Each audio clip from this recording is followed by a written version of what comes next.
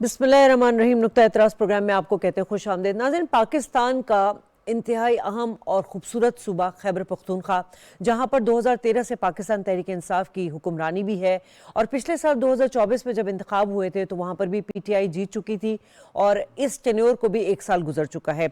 सवाल यहाँ ये है कि 1 दिहाई से ज़ायद जब एक जमात के पास एक सूबाई हुकूमत है तो एक्सपेक्ट तो यही किया जाता है कि जी वहाँ पे बहुत खुशहाली होगी, तरक्की होगी, गुड गवर्नेंस होगी, अमन अमान के मसाइल नहीं होंगे, अवाम को सहूलियात मिलेगी। मगर ये हो ना सका, और ये इसलिए नहीं हो सका कि इस 1 साल में जो वज़ीर आला खैबर पख्तूनख्वा अली अमीन गंडापुर साहब थे, जिन्होंने हल्फ लेने के बाद ये वादा किया था कि वो बहुत सारे जो है प्रोजेक्ट्स को कंप्लीट करेंगे और यकीनन खुशहाली भी लेकर आएंगे और अवाम का जो अवाम से जो वादे किए हैं उसको पूरा भी करेंगे। लेकिन जो नाकदीन हैं, जो तज्ज़ियाकार हैं, उन्होंने देखा कि पिछला पूरा 1 साल सूबाई हुकूमत की तरजीहात, धरने, एहतजाज और बानी PTI को प्रोटेक्ट करना था और उनकी रिहाई का मकसद था। जो अवाम से किए गए वादे थे, जिसमें सेहत हो गई, तालीम हो गई, तरक्याती काम, सब में नाकामी नजर आई है। सूबे में करप्शन की शिकायतें रही हैं, बल्कि अब पाकिस्तान तहरीक इंसाफ की जो जमात है, जिसका गढ़ जो है वो खैबर पख्तूनख्वा है, वहाँ पर जो है सियासी जमात में अंदरूनी टूट फूट भी हमें नजर आ रही है। और पहले शेर अफजल मरवत साहब को जमात से निकालने के हवाले से सबने देखा, और अब अली अमीन गंडापुर के हवाले से भी इस तरह की खबरें गर्दिश कर रही हैं। जबकि पाकिस्तान का एक और सूबा पंजाब, अगर उसका एनालिसिस किया जाए और 1 साल की कारकर्दगी देखी जाए तो सबके सामने है। ये मैं नहीं कह रही हूँ, ये रिपोर्ट कह रही हैं। और जो 80 से 50 जो मंसूबे हैं पंजाब में, वो पाया तकमील तक पहुँच चुके हैं, और यकीनन पंजाब खुशहाल भी नज़र आ रहा है। और मरियम नवाज साहिबा ने अपनी तर्ज़े हुक्मरानी से जो है मकबूलियत भी हासिल की है। तो सवाल यही करेंगे कि सूबा पंजाब की निस्बत KPK सूबा क्यों डिलीवर नहीं कर पा रहा। मेरे साथ जो मोअज़्ज़ज़ मेहमान मौजूद हैं, डॉक्टर जुल्फ़िकार अली भट्टी साहब, पाकिस्तान मुस्लिम लीग नून से ताल्लुक़ है, अब्दुल समद याकूब साहब, पाकिस्तान तहरीक इंसाफ से, अकील यूसुफजई, सीनियर तज्ज़ियाकार हैं। आप तीनों मेहमानों का शुक्रिया अदा करना चाहूँगी। समद साहब, चूँकि KPK की बात हो रही है तो सवाल सर आपसे लॉजिकली तो पहले बनता ही है। सर, क्या मसला है? आप ये जो इसे तज्ज़िया कह लें या इल्ज़ाम कह लें कि जो लगाया जा रहा है बाज़ नाक़दीन की जानिब से कि 1 साल गुजर गया है KPK में, लेकिन एहतजाज के अलावा हमें कुछ भी नज़र नहीं आ रहा। मेरा मतलब ये कि आवाम के लिए कुछ डिलीवर नहीं कर पाया आप लोग। नहीं, बात यह है कि अगेन ये आपसे इस बारे में बहुत पहले भी बहस हो चुकी है, और फिर अगेन आपका वही क्वेश्चन होता है। आप मुझे सिर्फ एक तसल्ली बख्श जवाब देते तो मैं सवाल नहीं करूँगी। फिर आप सिर्फ मुझे एक चीज़ बता दें जी, पंजाब का इस वक्त क्या पंजाब डेफिसिट में है या सरप्लस में है? हम तो 900 अरब रुपए जो KPK है, 900 अरब रुपया, 922 अरब रुपया सरप्लस में है। उसने आपको जो है वो वफाक को उसने टैक्स कटा करके दिया है। बात ये होती है कि ये फैसले जो होते हैं किसी गवर्नमेंट की परफॉर्मेंस के, ये स्टूडियो में बैठ के तज्जिए ज़रूर हो सकते हैं, ठीक, बट ये विल ऑफ द पावर, ये किसी अवाम ने जिस बुनियाद के ऊपर वोट दिया, ठीक है, ये उसको रिप्रेजेंट नहीं कर सकते। हाँ, परफॉर्मेंस के ऊपर बात कर सकते हैं, आपको गिला हो सकता है, हालांकि ना आपका ताल्लुक KPK से है, ना मेरा है, ना इनका होगा। अवाम अगेन अगर एक शख्स इलेक्ट करना चाहती है कि पहली बार हुआ है कि दो बार जो है एक पार्टी, बल्कि तीसरी बार एक पार्टी इलेक्ट हुई है, तो आप, मैं या कोई और, ये तो एक जमहूरियत, इस जमहूरी कल्चर में उस विल ऑफ द पावर को डिसरेस्पेक्ट करने की बात है कि हम ये कहें कि भाई एक गवर्नमेंट से उसकी परफॉर्मेंस है, अगर वो सूबे के लोग जो कि स्विंग स्टेट कहलाती है, जैसे अमेरिका में चंद स्विंग स्टेट्स हैं, KPK वो स्विंग स्टेट है जो गैर रिवायती तौर के ऊपर हमेशा से एक नई गवर्नमेंट की तरफ चलती है। वो MMA हो, वो ANP हो, वो तो हमेशा, उनका तो ट्रेंड ही नहीं है कि वो दूसरी बार एक गवर्नमेंट को इलेक्ट करें।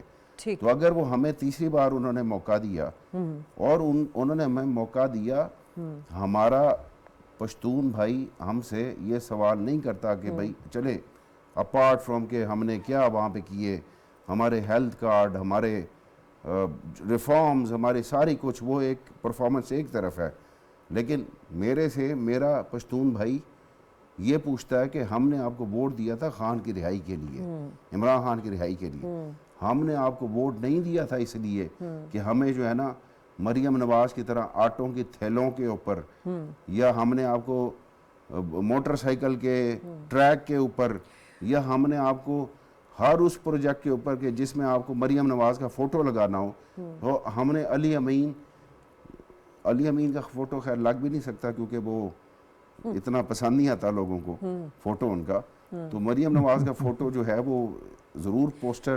गर्ल कह सकते हैं उनको कि नहीं, उनका कारकर्दगी भी फोटो, नजर आती ना, लेकिन समझ सकते। कारकर्दगी क्या है, वो तो अभी नून लीग के रिप्रेजेंट आए हुए, वो खुद ही बता देंगे जी। एक वजीर आला मैर शराफत अली खान से ना जीत सकती हो, मैर शराफत से, मतलब आप पूरे पाकिस्तान के अंदर मरियम नवाज का सनम जावेद के साथ मुकाबला करा दें किसी इलेक्शन में। अब आप कहें कि इंटेलेक्ट लेवल है, फलां है, भाई नहीं है।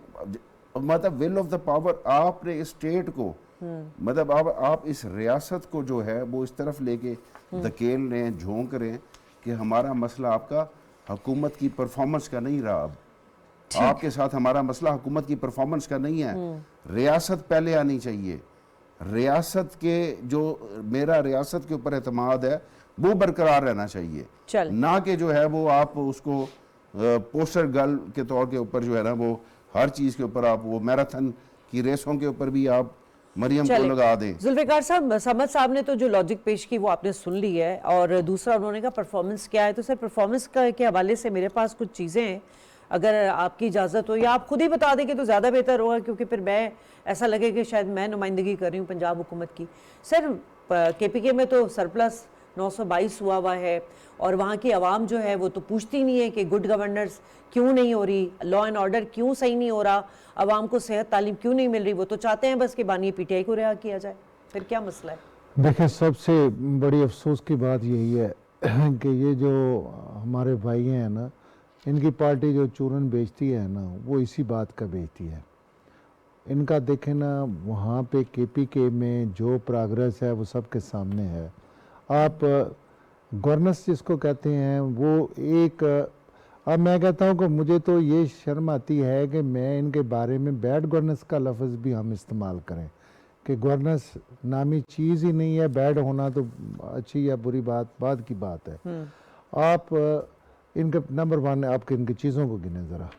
ये कहते हैं कि जो KPK की आवाम है वो लॉ एंड ऑर्डर के बारे में पूछती नहीं है। वो कहती है कि 5 बजे के बाद बेशक इनके थाने, इनकी पुलिस, इनका निज़ाम बिल्कुल मफलूज होता है, और उस पर आपको पता ही है जो कि दहशत गर्दों का और कंट्रोल होता है। जो हमने बड़ी मुश्किल से हमारी हुकूमत ने दहशत गर्दी को कंट्रोल किया था, और नेशनल एक्शन प्लान जो हमने बनाया और सारी जमातों ने उस पर मिल के काम किया, उसका दोबारा जो सिरा दहशत गर्दी का है सबसे पहले वो KPK से ही स्टार्ट हुआ।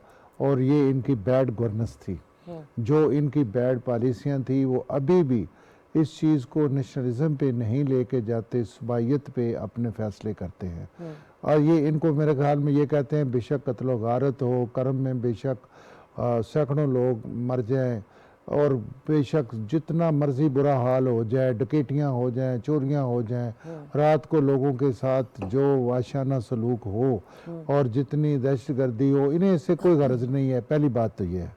दूसरी बात ये है कि देखें करप्शन करें, इनके वज़रा करप्शन पे इस्तीफे दे रहे हैं, और करप्शन के एक दूसरे पे खुद इल्ज़ाम लगा रहे हैं, बाकी को तो छोड़े। ये खुद कह रहे हैं कि तू करप्ट है, तू करप्ट है, तू करप्ट है। ये कहते हैं करप्शन भी कोई मसला नहीं है, ये कहते हैं दहशतगर्दी भी कोई मसला नहीं है, ये कहते हैं करप्शन भी कोई मसला नहीं है। इलाज मुआवजे के लिए या तो ये पंजाब में आते हैं या फिर इस्लामाबाद आते हैं। अपनी तालीम, आला तालीम के लिए ये या तो इस्लामाबाद आते हैं या ये अपना इधर आते हैं अपना पंजाब में। इसी तरीके से आप देखें, आपने ना यूनिवर्सिटियों को ना ये फंड देते हैं, क्योंकि यही पैसे ये अपना इस्तेमाल करते हैं उसमें धरनों में, एहतजाज में, सुई गैस के शेल ख़रीदने में, और फेडरेशन पे हमला करने में, और इस किस्म की सारी बातों पे। बाकी इनका आपस की, इनकी क्या गवर्नेंस होनी है? इनका आपस में ऐसा इत्तेफाक है खुदा के फजलो करम से कि एक दूसरे पे इल्ज़ाम भी लगाते हैं, एक दूसरे को पार्टियों से भी निकालते हैं। اور میری بات اب آپ دیکھیں ایک منٹ ذرا صبر کریں جی، ٹھیک ہوگا، باقی بات رہ گئی. دیکھیں نا مجھے کیسا یہ ان کا کمپیریزن نظر آیا. ان کو یہ ایسا الفاظ ایک معزز وزیر اعلیٰ اور وہ بھی خاتون وزیر اعلیٰ کے لیے میرا خیال میں استعمال نہیں کرنا چاہیے. میری بات اچھی رسپیکٹ آ رہے ہیں کہ آپ کبھی پوسٹر گرل کی بات کرتے ہیں، کبھی کچھ بات کرتے ہیں، چھوڑیں میری بات سنیں.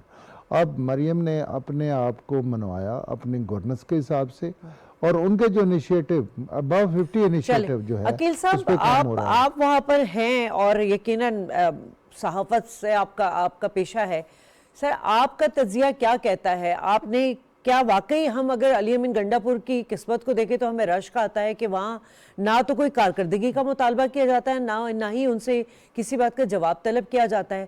کیا واقعی ایسا ہے کہ وہاں کے عوام کو کوئی فرق نہیں پڑ رہا؟ بہت شکریہ.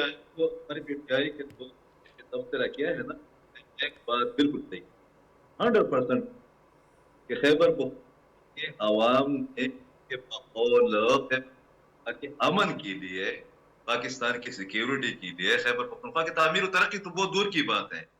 اس پر تو آپ بات ہی نہ کریں کہ خیبر پختونخوا کی گورننس کی حالت کیا ہے، یہاں پر کوئی پروجیکٹ ہے تو یہ بتائے. انہوں نے بھی یہ بات ٹھیک کہی ہے کہ خیبر پختونخوا کے عوام نے قید کی رہائی کے لیے ان کی پارٹی کو ووٹ دیا ہے. ٹھیک ہے، یہ ٹھیک ہے. باتوں سے جو ہے نا، آپ مجھے بتائے کل کرم ایجنسی میں، جس کو پرانے زمانے میں کرم ایجنسی کہا کرتا تھا، لوگ کہا کرتے تھے، کل وہاں پر 7 لوگوں کو شہید کیا گیا ہے. آج صبح 5 سیکیورٹی فورسز کے جوانوں کو شہید کیا گیا ہے.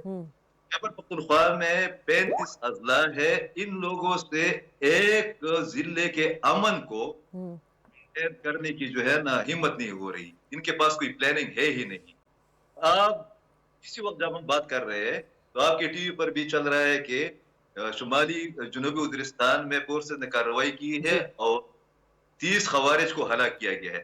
آپ اپنے پی ٹی وی کی لائبریری سے کوئی ایک بیان نکال کر مجھے بتا دے، اپنے عوام کو بتا دے، اپنے ویورز کو بتا دے، یہ بتائے کہ کسی بھی وزیر اعلیٰ سے لے کر کسی بھی M N A M P A تک کے بندے نے آپ کے کسی بھی شہید کے نماز جنازے میں شرکت کی ہے، کسی نے عیادت کی ہے. ان لوگوں نے خیبر پختونخوا کو پہلے تجربہ گاہ بنایا ہوا تھا. ابھی میں بہت برا لگتا ہے کہ نیشنل ٹی وی پر میں ایک بات کروں، اس آپ کے خیبر پختونخوا کے اندر یو این او کہتی ہے کہ تقریباً 550 حملے 6 مہینوں میں ہو گئے ہیں افغانستان کی سرزمین سے. ان کی حکومت یہ بتائے، ان کی حکومت فتنة الخوارج کے ساتھ اور افغان حکومت کے ساتھ تو یو این او کی رپورٹ کے بعد بھی مذاکرات کرنے جا رہی ہے اور ان کا ڈومین ہی نہیں ہے. ایک اور بات جو ان کی اپنی رپورٹ ہے اس کے مطابق آپ کو افسوس ہوگا کہ 2024 کے الیکشن کے بعد ترقیاتی بجٹ اگر کچھ تھا تو اس میں صرف 5% ان لوگوں نے استعمال کیا ہے، باقی لیفٹس ہو. تو میرے خیال یہ جو خیبر پختونخوا کے عوام نے ان پر تیسری بار بقول ان کے اعتماد کیا ہے نا، یہ ان کا کفارہ ادا کر رہے ہیں. خیبر پختونخوا کے عوام ان کا کفارہ ادا کر رہے ہیں، اس محبت کا، اس وابستگی کا، اس مینڈیٹ کا. اور یہ لوگ جو ہے نا خیبر پختونخوا کے عوام کو اور خیبر پختونخوا سمیت پاکستان کی سیکیورٹی کو کمپرومائز کر کے پاکستان میں انتشار بھی پھیلا رہے ہیں. اور باقی چیزیں تو جو ہے نا اس پر تو بحث کی ضرورت ہی نہیں ہے کہ خیبر پختونخوا پاکستان کا مورچہ ہے اور یہ پاکستان سے لا تعلق ہے. یہ اپنے فیڈرل گورنمنٹ کے ساتھ، اپنے اداروں کے ساتھ مذاکرات نہیں کر رہے، یہ جا رہے ہیں فتنة الخوارج کے ساتھ مذاکرات کرنے کے لیے کام. سمجھ صاحب بڑا ریلیونٹ پوائنٹ اٹھایا ہے عقیل صاحب نے کہ آپ لوگ وہاں تو بات چیت کرنے کو تیار ہیں لیکن حکومت کے ساتھ آپ لوگوں نے مذاکرات کے سارے دروازے بند کر دیے ہیں. سر اس وقت جو آگ کے پی کے میں ہے وہ کے پی کے تک نہیں محدود رہے گی، وہ یقیناً اسلام آباد تک بھی آئے گی، پھر دوسرے شہروں تک بھی آئے گی. یہ جو لا اینڈ آرڈر کی جو سچویشن ہے اس پہ تو کنسنسس ایک ہونا چاہیے. آل دو کہ یہ 18ویں ترمیم کے بعد ڈومین صوبائی حکومت کا ہے، لیکن اس میں تو سر جوڑ کر بیٹھنا چاہیے. آپ کے چیف ایگزیکٹو صاحب جو ہے علی امین گنڈا پور صاحب جو ہیں وہ ایک سیاسی جماعت کے نمائندے بنے ہوئے ہیں اور وہ اسی طرح ریپریزنٹ کر رہے ہیں. کرم میں حادثہ ہوتا ہے وہ اسلام آباد پہ چڑھائی کرنے چڑھ پڑتے ہیں. تو سر ابھی تک کوئی سبق سیکھا نہیں کیا ویسے؟ دیکھیں دو چیزوں کو علیحدہ رکھ کے دیکھیں. کبھی بھی سیاسی اختلاف کو، سیاسی احتجاج کو، سیاسی مارچ کو، سیاسی لانگ مارچ کو، سیاسی ایجیٹیشن کو، اور پھر جو انہوں نے لفظ استعمال کیا فتنۃ الخوارج، نیشنل سیکیورٹی ہوتی ہے وہ پی ٹی آئی کی یا پی ایم ایل این کی یا پی پی کی سیکیورٹی نہیں ہوتی. نیشنل ایکشن پلان کے انہوں نے ذکر کیا، اس حوالے سے جو ایک فریم ورک تیار کیا گیا تھا وہ ایک نیشنل سیکیورٹی تھی. نیشنل سیکیورٹی کی فرنٹ لائن آپ کی ملٹری، آپ کی جو ڈائریکٹ افواج پاکستان ہے وہ فرنٹ لائن ہے. ان کے لیئرز ہیں، ملٹی لیئرز ہوتے ہیں. اب یہ سیکیورٹی کی بات کی نا تو وہ اس کو جنرلائز نہیں کیا جا سکتا. میرا آپ کے ساتھ کوئی بھی اختلاف ہو وہ نیشنل سیکیورٹی کو ہرٹ نہیں کرنا چاہیے. نیشنل سیکیورٹی کو، ہماری ٹیریٹوریل انٹیگریٹی کو، آپ کے اور میرے پولیٹیکل اختلاف اس کے اوپر اثر انداز نہیں ہونے چاہیے. ٹھیک. اب یہ ایک صوبائی مسئلہ بتا رہے ہیں اس کو، جو سب سے یہ ڈاکہ زنی ہے کہ آپ یہ کہیں کہ جی یہ ایک صوبائی مسئلہ ہے. یہ پاکستان بننے سے پہلے کا مسئلہ جو آپ کا کرم ایجنسی میں اور جو آپ کا اس وقت جو ہے وہ وہاں پہ چل رہا ہے، یہ ایک ایشو چل رہا ہے. اور یہاں پہ اگین یہ نیشنل سیکیورٹی، اور پھر کہتے ہیں شہید نہیں کہتے ہم. مطلب آپ ہم سے یہ تصور کرتے ہیں کہ پاک فوج کا ایک جوان شہید ہو اور ہم اس کو شہید نہ کہیں. مطلب یہ آپ ایک ریفٹ کریٹ کر رہے ہیں ہمارے، اور آپ کیا کہہ رہے ہیں کہ یہ جو جوان ہے کیا اس کا کسی سیاسی پارٹی سے تعلق تھا، کسی فوج کے جوان کا؟ عقیل صاحب بھی کچھ کہنا چاہ رہے ہیں. جی عقیل صاحب یہ مسئلہ سر یہ رفت تو سب نے دیکھا کہ ڈیفرنسز کس نے پیدا کیے. بانی پی ٹی آئی نے، آپ کو بھی پتا ہوگا اور یہ آن ریکارڈ چیزیں پڑی ہیں. نہیں پولیٹیکل اسپیکٹ ہے تو عوام میں تو بے چینی پائی جاتی ہے نا اس حوالے سے. میرے بھائی ان کا جو اصل مسئلہ ہے پوری اس پی ٹی آئی کا، یا ان لوگوں کی جو برین واشنگ ہوئی ہے، جیسے برین واشنگ میں زیادہ سخت لفظ تو نہیں بولنا چاہتا لیکن یہ میں حقائق بتا رہا ہوں. انہیں دیکھیں، میں کل قومی اسمبلی میں بل پاس ہو رہے تھے جسٹس کے لیے، کل بل پاس ہو رہا تھا کہ یہ جو آپ کا کشتی حادثے ہوئے اور وہ جو اپنا انسانی سمگلنگ تھی اس کے خلاف. اچھا یہ لوگ بجائے اس کے کہ آپ کسی لیجسلیشن میں حصہ لیں یا کوئی بات کریں، کوئی اس میں امینڈمنٹ لے کے آئیں، کوئی اپنی اوپینین دیں، کوئی اس پہ اسپیچ کریں، تو یہ ایک ہی بات کر رہے تھے. یہ کہتے ہیں بھائی ہم نہیں تو پاکستان نہیں، اور یہ کہتے ہیں کہ بانی پی ٹی آئی نہیں تو پاکستان جائے پہاڑ میں. انہیں اس چیز سے غرض ہی نہیں ہے کہ پاکستان خوشحال ہو، پاکستان معاشی لحاظ سے آگے چلے. جن لوگوں نے ان کو ووٹ دیا وہ اب ان سے اتنے مایوس ہو چکے ہیں کہ ان کا ذہن ہے کہ ان کو بھی سزا دیں. اب وہ بھی پچھتاوے میں ہیں کہ ہم نے کیا کر لیا. بابا یہ چیز نہیں ہوتی. دیکھیں آپ ایک نکاتی جھنڈے پہ آپ کو اکٹھے ہونا پڑتا ہے، اور وہ یک نکاتی جھنڈا کیا ہے کہ ہم نے پاکستان کی سلامتی اور پاکستانی معیشت میں تو کم از کم اکٹھے ہونا. اب جب آپ کسی ایسے کام میں، سر یہ دو ہی سیریس میٹر ہیں، ایک لا اینڈ آرڈر ہے، ایک اکانومی. میں عرض کروں اس میں میں عرض کروں نا، اب جو دیکھیں میرا بھائی کہہ رہا تھا کے پی کے عوام کو کسی ڈیولپمنٹ کی ضرورت نہیں ہے، کے پی کے پاکستان کو کسی امن کی ضرورت نہیں ہے، کے پی کے عوام کو کسی معاشی پلان کی ضرورت نہیں ہے، بس انہیں تو بانی پی ٹی آئی چاہیے. بابا یہ کون سا بھائی آپ کا بیانیہ ہے؟ بھائی دیکھیں وہ ان پہ جو کیسز ہیں، عدالتیں ہیں، عدالتوں کا وجود ہے، کیسز چل رہے ہیں، ریلیف مل رہا ہے، کہیں سے نہیں مل رہا، جو بھی ہے وہ چیزیں عدالتوں میں پہلے بھی سارے پولیٹیکل لیڈرز فیس کر چکے ہیں اور آپ بھی کریں. اس میں کون سا ایسا ایشو آ گیا ہے؟ اب کیا کسی کے ایگزیکٹو آرڈر سے پرائم منسٹر کے ایگزیکٹو آرڈر سے یا حکومت کے ایگزیکٹو آرڈر سے کیا پاکستان کا کوئی قانون، کوئی آئین، کوئی ایسی چیز ہے کہ جس سے بانی پی ٹی آئی رہا ہو جائے؟ بس دیکھیں آپ نے ایک ڈیو پروسیس ہے، کورٹس کا لیگل پروسیس ہے، آپ اس میں آپ فیس کر رہے ہیں.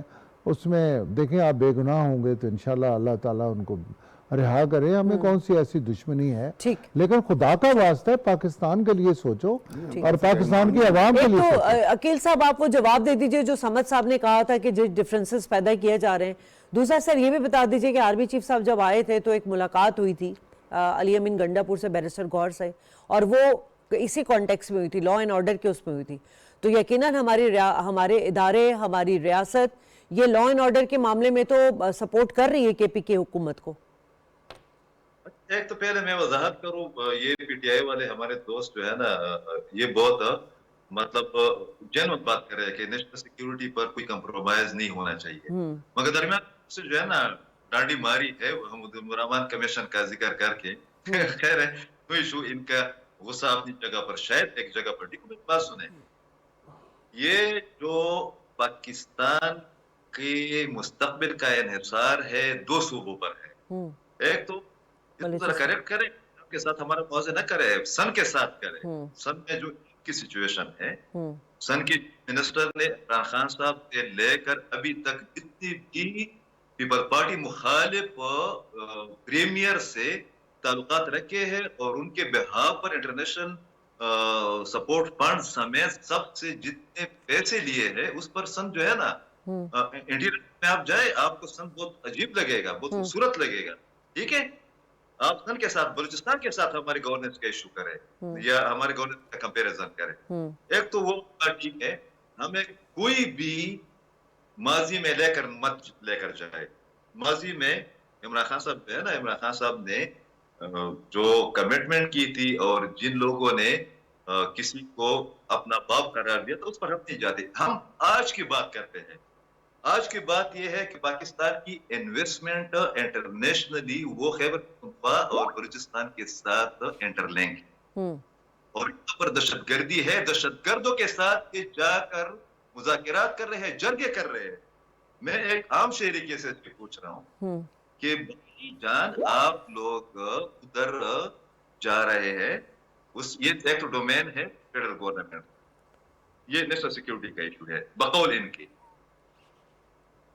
ٹھیک ہے, دوسرا یہ ہے کہ آپ لوگ اپنے فورسز کے ساتھ, اپنے لیڈرشپ کے ساتھ بات نہیں کرتے, ان کے ساتھ بات کریں تو کریں, پھر ریزلٹ بھی بتائے کہ ریزلٹ اس کا کیا نکلا.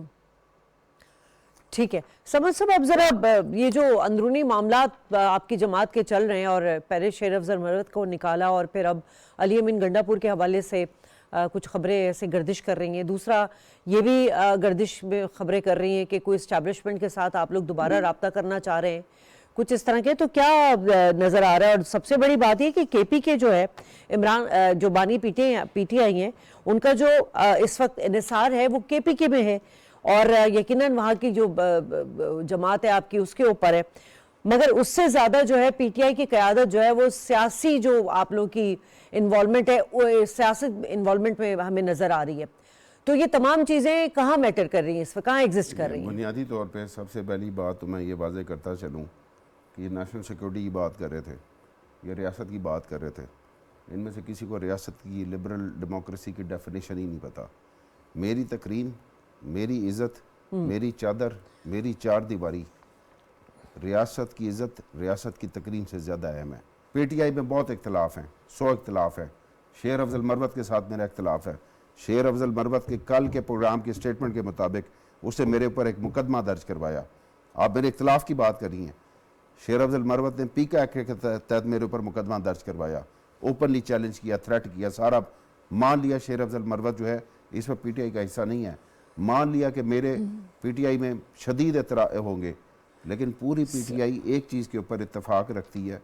ہم یہاں پہ بات جو کر رہے تھے وہ اصل تو یہی تھی کہ ہم ایک کمپیریزن کر رہے تھے پنجاب حکومت کی 1 سالہ کارکردگی کا اور کے پی کی 1 سالہ کارکردگی کا.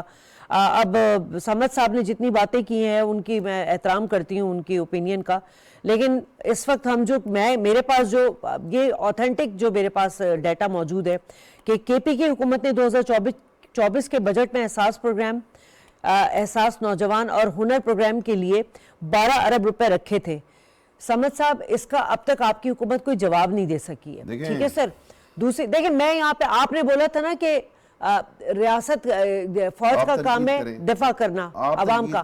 میں صرف اتنی بات کر رہی ہوں کہ آپ کی حکومت کا کام ہے, صوبائی حکومت کا کام ہے جو 13 سال سے کے پی کے میں موجود ہے, عوام کو سہولیات فراہم کرنا, صحت کے حوالے سے, تعلیم کے حوالے سے, ترقیاتی کاموں کے حوالے سے. اور اگر پنجاب حکومت کی ہم بات کریں سر تو ہمارے پاس بہت ساری ہے, سڑکیں بحال ہے, پنجاب خوشحال ہے, اپنی چھت اپنا پروگرام, ضرورت مند اور نادر افراد کے لیے 3 مرلے کا مفت پلاٹ, پنجاب دھی رانی پروگرام, کاروبار کے لیے بلا سود قرض کا آغاز, گرین پاکستان پروجیکٹ. میں یہ صرف آپ کی بات کر رہی ہوں, میں صرف اتنی بات کر رہی ہوں سر, ہم ایک کمپیریزن کر رہے ہیں کلچرلی. نہیں ہم چلے ذوالفقار صاحب ایک منٹ کنڈیم کرنے کے بجائے جہیز کو آپ ڈسکریج کرنے کی بجائے آپ جہیز کو انکریج کر رہے ہیں. آپ کہہ رہے ہیں دیرانی پروگرام ہے, مطلب میں اس معاشرے کا حصہ ہوتے ہوئے ہم دونوں اسی معاشرے کا حصہ ہیں. سر اگر کسی ضروریات کا سامان کسی لڑکی کو دیا جاتا ہے تو یہ پروموٹ نہیں ہو رہا جہیز. لعنت کو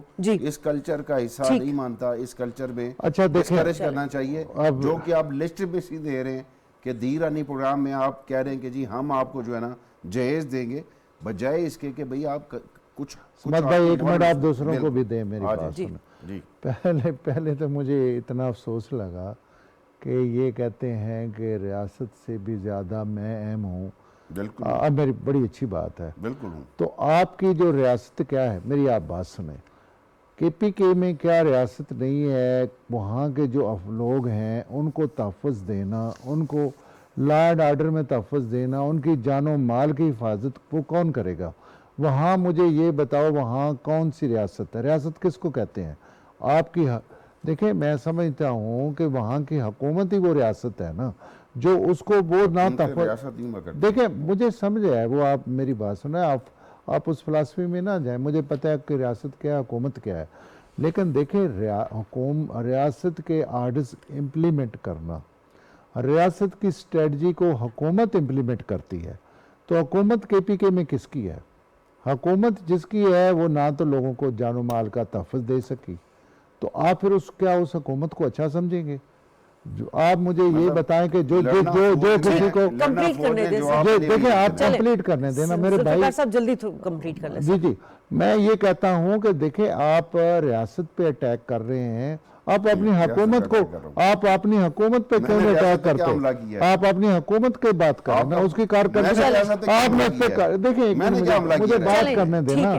آپ دیکھیں بلا نہ کریں اندر میں, آپ اپنی کارکردگی پہ بات ہی نہیں کرتے. یار ہماری زیرو ہے کارکردگی, ہے ہی نہیں ہماری کارکردگی. ہمیں اگر عوام ووٹ دے رہی ہے تو آپ کون ہوتے ہیں میری کارکردگی؟ بابا ہم آپ کے ووٹ پہ نہیں تھا کوئی بات کر رہے ہیں, ہم آپ کی کارکردگی پہ بات کر رہے ہیں, ووٹ پہ بات ہی نہیں کر رہے. پاکستان کا ہر صوبہ اگر اچھا پرفارم کرے گا, گڈ گورننس ہوگی, ترقیاتی خوشحالی ہوگی, یہ لازمی سی بات ہے, یہ پورا پاکستان کے لیے یہ اس کے مفاد میں نا, سیاسی مفاد کو بالائے تک رکھ کے اس وقت یہی کام کرنا چاہیے. چلیں میں اپنے تینوں مہمانوں کو شکریہ ادا کرنا چاہوں گی اور یہاں بریک لوں گی. ناظرین بریک کے بعد واپس آؤں گی تو ایک بڑی امپورٹنٹ ڈیولپ ہے. آج جو نائب وزیر اعظم اسحاق ڈار صاحب ہیں, یونائٹڈ نیشن کی جو جنرل اسمبلی میں انہوں نے اعلیٰ سطح کا ایک اجلاس سے خطاب کیا, بڑا امپورٹنٹ خطاب تھا, اس پہ ڈیٹیل ڈسکشن ہوگی آفٹر دس بریک.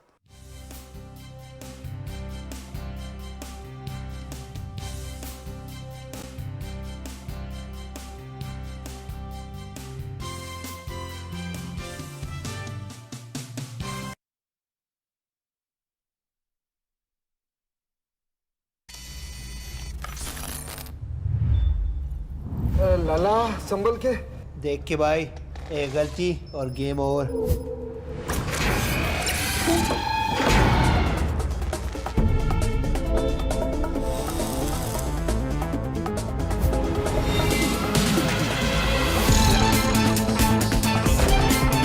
हर मोड़ पे खतरे हजार, हर मैच आर्या पार. आईसीसी चैंपियंस ट्रॉफी शुरू 19 फरवरी से. दुरुस्त हर वक्त बार वक्त.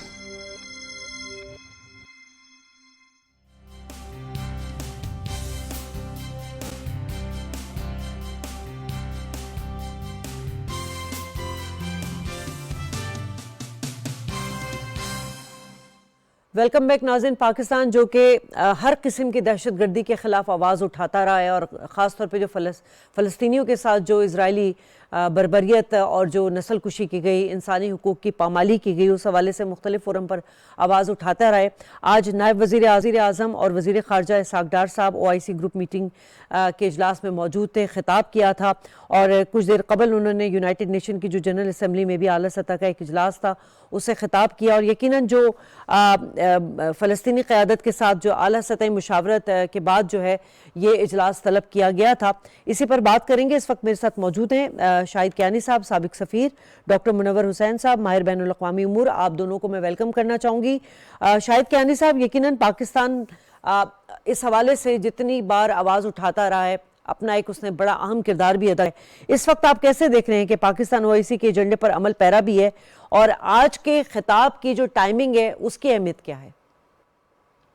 دیکھیں جی، نائب وزیر اعظم اور وزیر خارجہ ڈار صاحب نے بڑی کمپریہنسو، میں سمجھتا ہوں، جو OIC جو کانفرنس تھی اس کے اندر بڑی کمپریہنسو جو ہے بات چیت کی ہے۔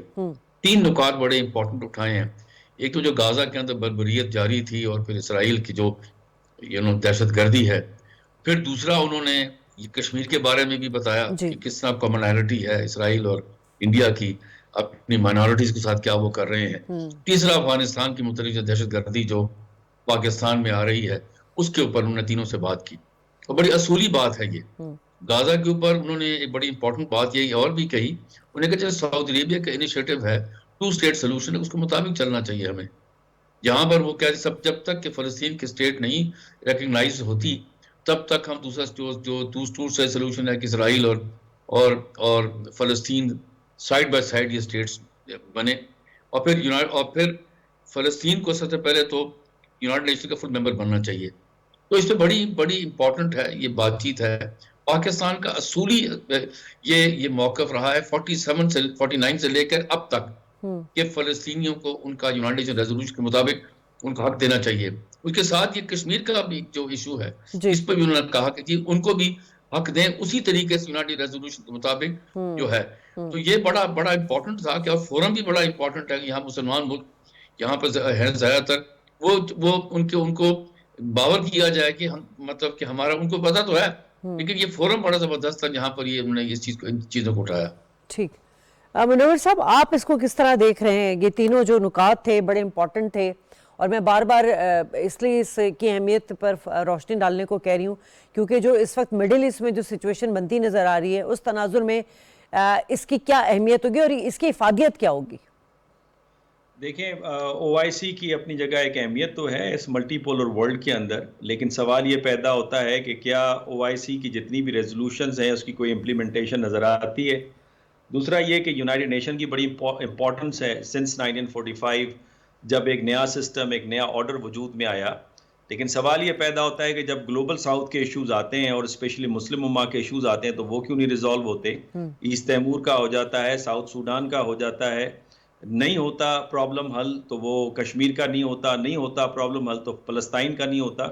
1967 سے لے کر اور 1989 تک تقریباً 131 ریزولوشنز یونائٹڈ نیشن کی سیکیورٹی کونسل نے فلسطین پہ پاس کی ہیں، اور 2012 سے پھر سیورل ریزولوشنز ہیں ماڈرن اسٹیٹ آف فلسطین کے اوپر، اور لاسٹ ابھی 2024 میں ریزولوشن پاس ہوئی ہے جس میں 14 ممالک نے سپورٹ کی، جس میں یہ کہا گیا کہ سیز فائر جو اس وقت غزہ میں وار چل رہی ہے اس کو 3 حصوں کے اندر 3 فیزز کے اندر ریزالو کریں گے۔ کشمیر کا مسئلہ لے لیجیے، 1948 سے لے کر اب تک کوئی 10 ریزولوشنز پاس ہو چکی ہیں کشمیر کے اوپر۔ سوال یہ پیدا ہوتا ہے کہ کشمیر کے اوپر فلسطین کے اوپر ریزولوشنز تو پاس ہو جاتی ہیں، امپلیمنٹ کیوں نہیں ہوتی؟ اس کی 2 وجوہات ہیں۔ ایک وجہ یہ کہ مسلم نیشنز ایک پیج کے اوپر نہیں ہیں، دوسری وجہ یہ کہ ہم ریسورسز یونائٹڈ نیشن کو دینے کو تیار نہیں ہیں۔ یہ گلوبل نارتھ ان کو ریسورسز دیتا ہے، جہاں انہوں نے امپلیمنٹ کرنی ہوتی ریزولوشنز امپلیمنٹ کر دیتے ہیں، جہاں نہیں کرنی ہوتی وہ وہاں پہ نہیں کرتے۔ تیسری بات یہ کہ جو ہمارا OIC کا پلیٹ فارم ہے اس میں اکنامک اسٹرکچر کو بڑا مضبوط ہونا چاہیے، بیکاز اکنامک ڈپلومیسی میٹرز اے لاٹ۔ آج اکنامک ڈپلومیسی آپ کریں، بہت سارے مسلم ممالک ایسے ہیں جن کی کم از کم 9 سے 10 بلین ڈالر سے لے کر 90 بلین ڈالرز تک اسرائیل کے ساتھ ٹریڈ ہے، تو کیا اس ریزولوشن کے بدلے اس ٹریڈ کو وہ ختم کرنے کو تیار ہوں گے؟ جبکہ مسلمانوں کے درمیان میں جو ان کی ٹریڈ ہے وہ تو 500-600 ملین ڈالر سے بھی زیادہ کی نہیں ہے۔ تو میرا خیال ہے یہ ایشوز ہے۔ باقی جہاں تک پاکستان کا سوال ہے، پاکستان دیکھیں اس کی بڑی اہمیت ہے۔ ایک تو مسلم دنیا میں ملٹری پاورز بہت کم ہے، پاکستان مڈل رینج پاور ہے، پاکستان کی جو فارن پالیسی ہے اس کا کارنر سٹون ہے کہ وہ مسلم دنیا کے ساتھ اچھے تعلقات رکھے گا، کشمیر اس کا اسٹریٹجک انٹرسٹ ہے، اور فلسطین جو ہے اس کا نظریاتی اس کا مفاد ہے، تو پاکستان نے تو کبھی اس کے اوپر کمپرومائز نہیں کیا. لیکن سوال پھر یہ پیدا ہوتا ہے کہ پاکستان اگر آگے بڑھے تو کیا باقی مسلم دنیا بھی آگے بڑھنے کو تیار ہے؟ اور اگر آگے بڑھتی تو 1967 سے 1989 تک جس طرح میں نے ذکر کیا 131 ریزولوشن ہے، اس پہ کبھی کا آگے بڑھ چکی ہوتی، اور اس وقت تو وہ غزہ کو خالی کرانے کے چکر میں سوائے جارڈن، مصر، سعودی عرب اور باقی ممالک نے لیا ہے. باقی جو مسلم ممالک ہیں 56 میں سے اگر 3-4 کو چھوڑ دیں تو ان کی آواز کدھر ہے؟ یہ بہت بڑا سوال پیدا ہوتا ہے. ٹھیک ہے شاہد صاحب، بڑی اچھی بات کی منور صاحب نے، لیکن آج کے بحرانوں نے جو یونائٹڈ نیشن کے چارٹر کے تحت جو قائم ورلڈ آرڈر ہے اس کو بھی خطرے میں ڈال دیا ہے. اب پاکستان تو اپنی بہترین سفارت کاری کر رہا ہے، لیکن جو مسئلہ بتایا ہے کہ امپلیمنٹ نہیں ہوتا، ریزولیشنز تو بہت سارے امپلیمنٹ نہیں ہوتا، آپ نہیں سمجھتے کہ ایسے وقت میں جب ٹرمپ کے آنے کے بعد اور نیتن یاہو کے سٹیٹمنٹ کے بعد اس وقت مسلم امہ یقیناً ہمیں ایک اتحاد کرتے ہوئے نظر آ رہے ہیں، جیسے 27 فروری کو مصر میں ایک اجلاس بھی ہے اس حوالے سے، اور اس وقت اور یونائٹی کی ضرورت ہے، اور زیادہ ہم پریشر ڈال کر جو ہے اپنی بات منوا سکتے ہیں اگر مسلم امہ ایک ہو جائیں تو؟ دیکھیں ابھی پروفیسر منور صاحب نے بہت اچھی بات کی، جو کہ بھئی کتنے ریزولوشنز آئے، کیا وہ امپلیمنٹ ہوئے؟ اس کی وجوہات بالکل اس پر ہیں کہ ایک تو مسلم ممالک جو ہیں وہ ڈیوائیڈڈ ہیں. ابھی دیکھیں نا، بہت سارے گلف ملک ہیں جن کی اسرائیل کے ساتھ جناب ڈپلومیٹک ریلیشنز ہیں. میں تو جب یہ جنگ غازہ کی ہو رہی تھی تو میں حیران تھا، کئی دفعہ آپ کے پروگرام میں بھی کہہ چکا ہوں کہ کیا یہ ہوتا کہ جن ملکوں کے ساتھ اسرائیل مسلم ممالک کے ساتھ جو تعلقات ہیں ان کی ایک ڈیلیگیشن جاتی اور اسرائیل کے حکومت کے ساتھ وزیر اعظم کے ساتھ بیٹھ کر بات کرتی، کہتی کہ جی پلیز یہ جنگ کو بند کیا جائے، جو ہونا تھا وہ ہو گیا. لیکن ایسا نہیں ہوا، آپ نے کبھی بھی نہیں دیکھا کہ انہوں نے اپنی آواز اس طرح اٹھائی ہو جس طرح اٹھانی چاہیے. تو اس کا فائدہ انہوں نے اٹھایا ہے. دوسرا مسلم ممالک کے اندر ابھی آپ دیکھیں کہ ابھی جا کر چائنا نے سعودی عربیہ کا ایران کے ساتھ ایک جو معاہدہ تھا نہیں، ڈپلومیٹک ریلیشن بنوائے. ورنہ آپ کو پتہ ہے ڈیوائڈ تو کمپلیٹ نظر آتا ہے مسلمان ملکوں کے اندر، ایک جگہ کھڑے بھی نہیں ہیں، ایشوز پہ ساتھ کھڑے بھی نہیں ہیں. اب آپ دیکھ لیں کہ گلف ممالک کے بہت سارے ملکوں کے جی شاہد صاحب کی آواز لارج ہو گئے، کشمیر کے اوپر وہ آواز اس طرح اٹھائی نہیں جائے گی. تو یہ ایک چیز ہے، ہم ایک پیج پر نہیں ہیں مسلم ممالک، اس وجہ سے ریزولوشنز ہوتے ہیں. پھر اکنامکلی جس طرح بھی منور صاحب نے کہا ہے کہ ہم ویک ہیں. یہ جو یورپین کنٹریز ہیں جسے فرسٹ ورلڈ آپ کہتے ہیں، وہ اکنامکلی بہت سٹرونگ ہیں اور وہ سب سے بڑے کنٹریبیوٹرز ہیں یونائٹڈ نیشنز کی کہ جو فنڈنگ ہے، بجٹس ہیں، انٹرنیشنل فائنانس انسٹیٹیوشن کے اندر سب سے وہ سٹرونگ ہیں. تو جہاں پر وہ اپنا زور لگا سکتے ہیں، اور ہم ابھی اس کے نشاندہی اسحاق ڈار صاحب نے بھی کی ہے کہ یہ جو عالمی مالیاتی نظام ہے اس میں جو عدم استحکام ہے، اس نے ہی مسائل کو زیادہ ہائی لائٹ کیا ہوا ہے. بالکل صحیح کہا ہے. اور لیکن دیکھیں نا، جب اگر آپ کی اور آپ دیکھیں جو انٹرنیشنل فائنانس انسٹیٹیوشنز ہیں جہاں سے اس میں فار ایگزامپل IMF ہے یا ورلڈ بینک ہے، ایشین ڈیولپمنٹ بینک ہے، ان کی بھی کنٹریبیوٹر سب سے زیادہ وہ ہیں.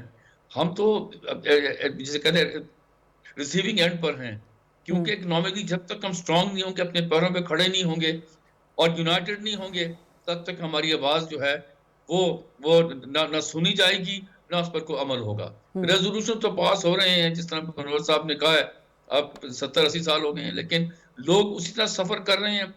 غازہ کے فلسطینی بھی کوئی ملک نہیں بنا، وہ جو اتھارٹی بنی وہ بھی نام کی ہے، اور کشمیر کے ساتھ دیکھیں کیا حالت ہو رہی ہے.